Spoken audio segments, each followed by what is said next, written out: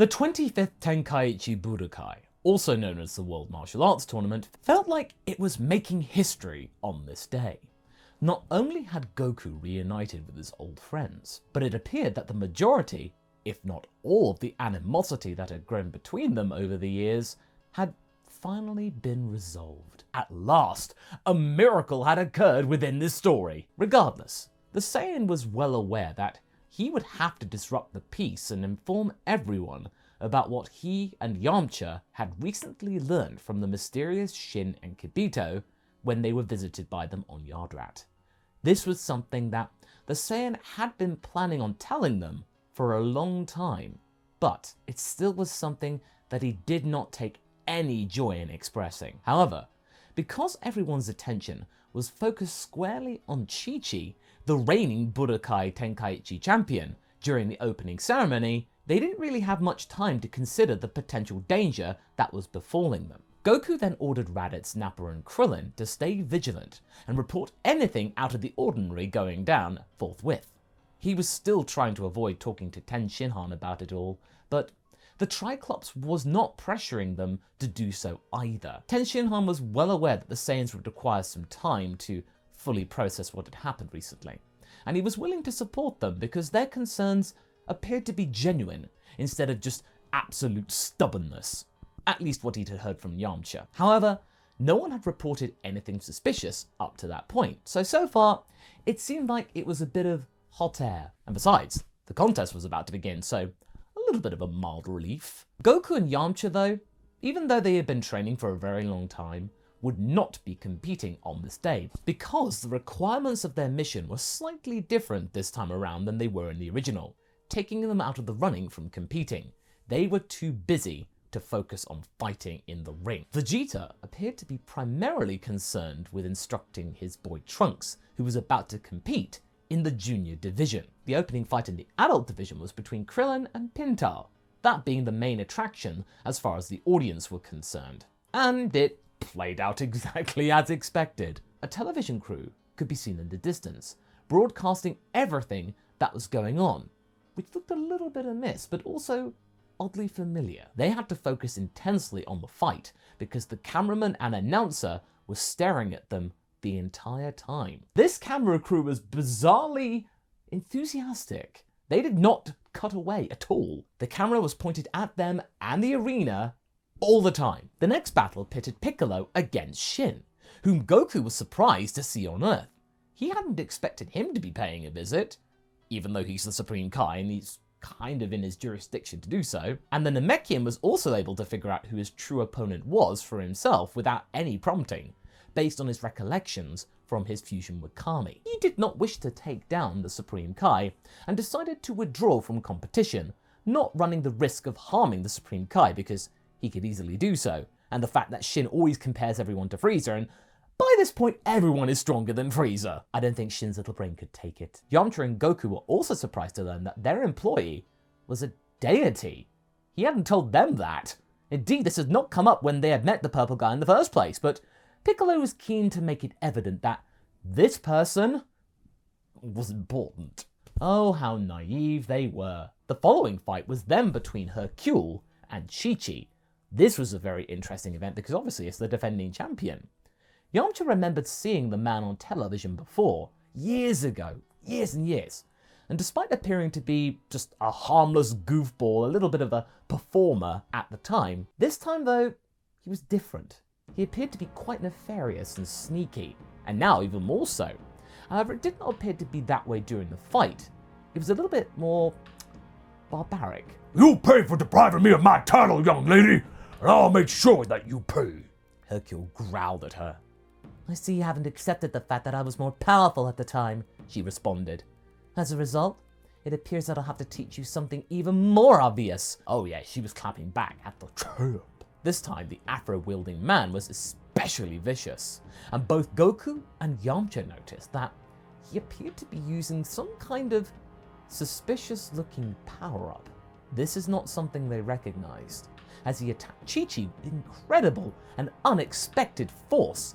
Surprisingly incredible. Throughout the entire encounter, he had also grown significantly larger and more muscular, as they fought, giving him the appearance of some kind of grotesque, veiny version of what Master Roshi could sometimes accomplish when he used all of his power. The cameraman was adamant about showing everything, even the most graphic details. Most cameramen would have turned away at this point, but nope. Chi-Chi, on the other hand, was not fazed. She was a formidable warrior in her own right, after all the blowback she had with Goku back in the day, and she did not take the insults or surprise twists laying down.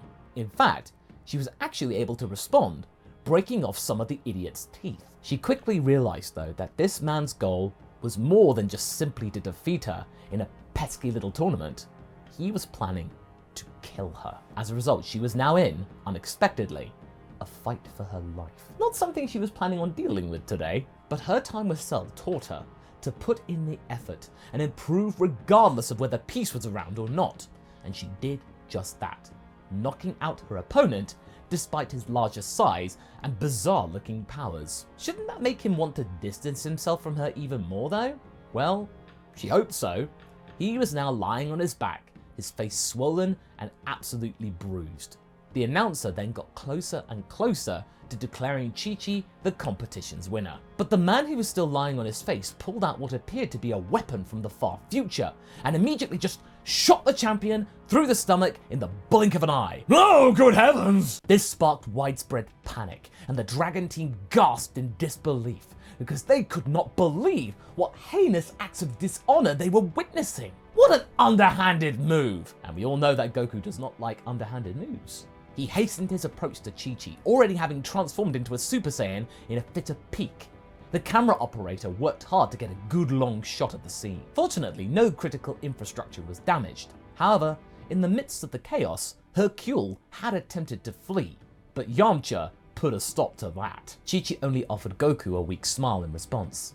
If you do that, I'll assume you're nervous, so cool it, will ya?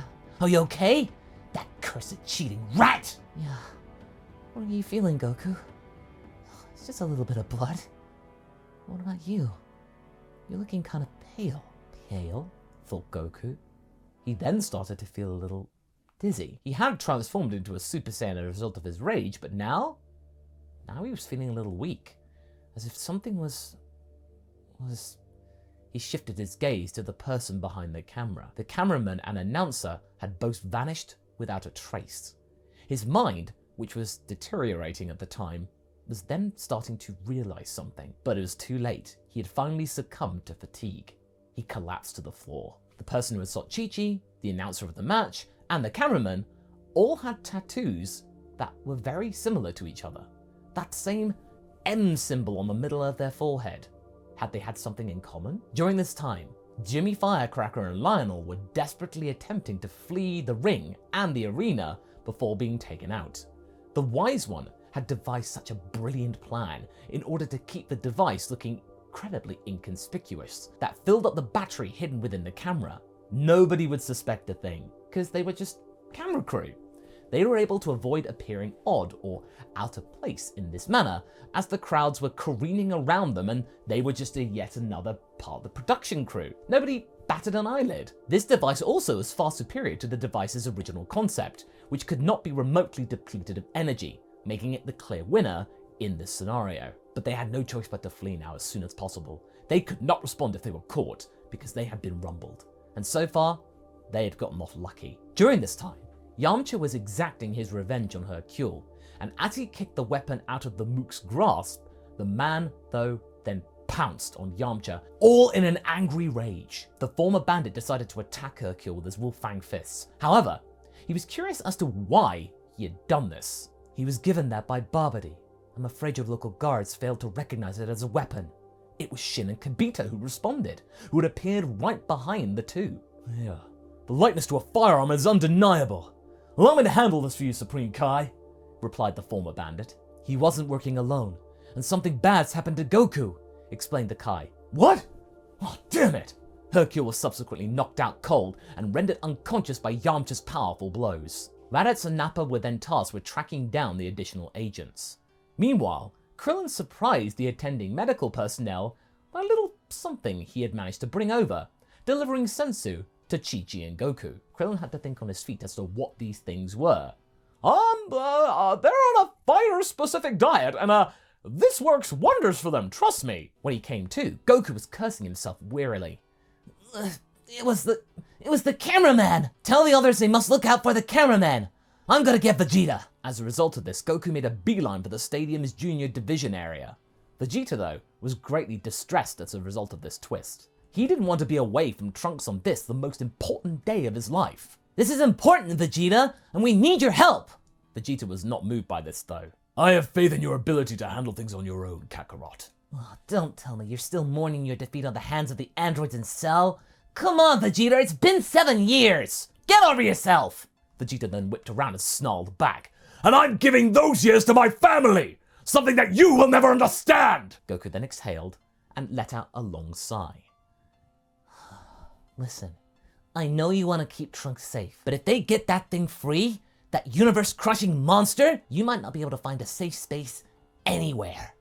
Vegeta looked off into the distance as Trunks was preparing for his fight, looking back at his father. As he turned to Goku, his face was filled with anguish. Let's get this thing over with as soon as possible. Nappa eventually did identify Jimmy and Lionel, the cameraman, as the suspects who had fled the scene of the crime. Both of them appeared to be carrying substantially heavy bags. Nappa then began shooting at them from above, but soon discovered that they were far more agile than he had thought, much more than he had given them credit for. Huh? What gives? They undoubtedly possessed some enhanced abilities at least, specifically flight, which they then began to do once they discovered that someone else capable of such a feat was also pursuing them. Nappa told the others that he was on the hunt in various ways, and soon after, a group focused around Shin and Kibito started to form. They decided to pursue Nappa from a distance in order to locate the hidden vessel that the wizard had hidden. Shin had also finally explained to all of them the problem in full, which greatly irritated Vegeta. He had hoped to know everything from the start. This actually ended up being very important. They didn't have much time though, and they needed to close the gap between Nappa and them quickly. If they were too late, it could spell doom for the big guy. Chi-Chi and Yamcha came to the conclusion that Hercule could not be trusted at all, and made sure to keep him under restraint. If they worked together, they might be able to try and get some more information from him. While that was going on, Nappa managed to shoot down Jimmy Firecracker, only to find out that he was actually carrying a decoy device. In a fit of rage, he decided to blow up the mind-controlled reporter and continue his pursuit of Lionel the cameraman. When he finally caught up with the cameraman, he was confronted by a strange humanoid that resembled the devil. Hey you! Where do you think you're going? Oh, we have a visitor, Master Balvady. Dabura then just spat on Nappa whilst maintaining a cheerful demeanour. Ugh, that was disgusting, huh? What the hell's going on? Because he had been transformed into stone. The Saiyan was unable to process what had actually happened. Very heavy. It appears they are formidable, Master. Dabura was having a conversation with a much smaller figure hiding in the shadows. Very good. It looks like we'll be able to entice them here and secure our remaining power needs.